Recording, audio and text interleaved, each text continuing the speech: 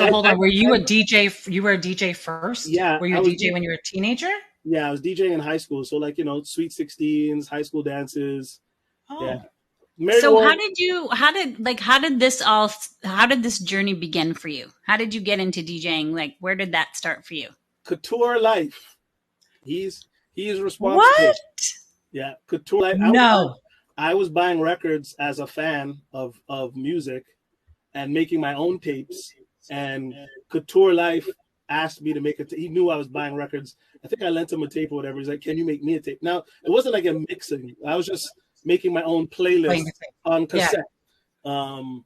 And then he was like, KUTURE Life was like, hey, can you make me a tape? I'm like, sorry, homie, I don't got no time for that. But KUTURE Life always had money because he's been cutting hair since high school, right? So really? Yeah. So KUTURE Life said, I'll pay you.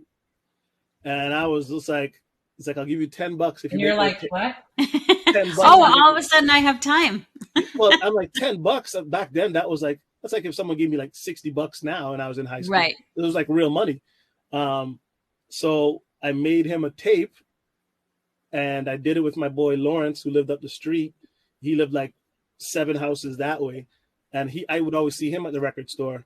And I'm like, some of the songs that KUTURE Life has eclectic and wide, varied tastes. So He gave me a list of some songs he wanted on the tape, and I didn't have all of them. So I hit up Lawrence. I'm like, I know you have some of these songs.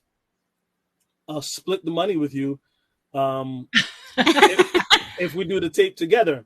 So we did the tape, and I think KUTURE Life must have let other people dub the tape, or it went around the school, and then all of a sudden a bunch of people are asking us to make tapes.